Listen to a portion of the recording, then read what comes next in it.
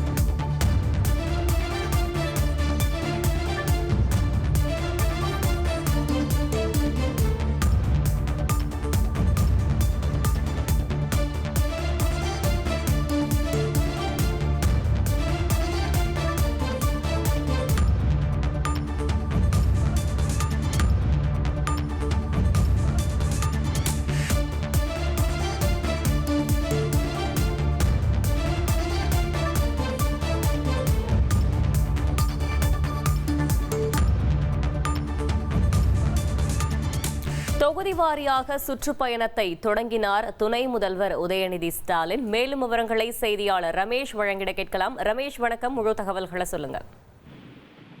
துணை முதலமைச்சர் உதயநிதி ஸ்டாலின் தேர்தல் சுற்றுப்பயணத்தை தொடங்கிவிட்டார்.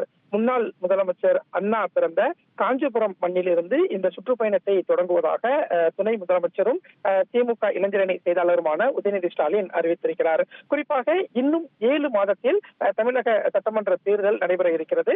தேர்தலுக்காக ஒவ்வொரு அரசியல் கட்சி தலைவர்களுமே சுற்றுப்பயணத்தை மேற்கொண்டு வராங்க. அந்த வகையில தான் துணை முதலமைச்சர் உதயநிதி ஸ்டாலினும் தமிழகம் முழுவதும் சட்டமன்ற தொகுதி வாரியாக சுற்றுப்பயணத்தை மேற்கொள்ள இருக்கிறார். இன்று இந்த சுற்றுப்பயணம் தொடங்கி இருக்கிறது. முன்னாள் முதலமைச்சர் அண்ணா பிறந்த இல்லத்தில் அண்ணாவின் சிலைக்கு மாலை அணிவித்து மரியாதை செலுத்திவிட்டு தன்னுடைய சுற்றுப்பயணத்தை துணை முதலமைச்சர் உதயநிதி ஸ்டாலின் தொடங்கியிருக்கிறார். ஒவ்வொரு சட்டமன்ற தொகுதிக்கும் துணை முதலமைச்சர் உதயநிதி ஸ்டாலின் நேர்ல செல்ல இருப்பதாக திமுக தரப்புல தகவல் தெரிவிக்கப்பட்டிருக்கிறது. ஒவ்வொரு சட்டமன்ற தொகுதியிலையுமே திமுகவினுடைய ஒன்றிய, நகர, பேரூர் செயலாளர்களை துணை முதலமைச்சர் நேர்ல சந்திக்க இருக்காரு.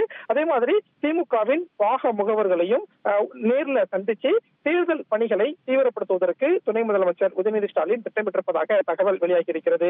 திமுக நிர்வாகிகளை சந்திக்கக்கூடிய அதே நேரத்தில் பொதுமக்களையும் சந்திப்பதற்கு பல்வேறு ஏற்பாடுகள் செய்யப்பட்டிருப்பதாக சொல்லப்பட்டிருக்கு.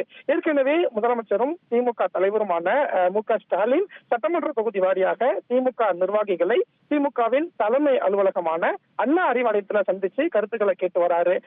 இதுக்கு அடுத்த கட்ட நடவடிக்கையாக தான் துணை முதலமைச்சர் சட்டமன்ற தொகுதிக்கு நேரில் சென்று தன்னுடைய தேர்தல் சுற்றுப்பயணத்தையும் இன்று முதல் தொடங்கியிருக்கிறார். தகவல்களுக்கு நன்றி ரமேஷ். ஆச்சி ராயல் குலோப் ஜாமுன் பேக்ஸ் ஒன்று வாங்கினால் ஒன்று இலவசம்.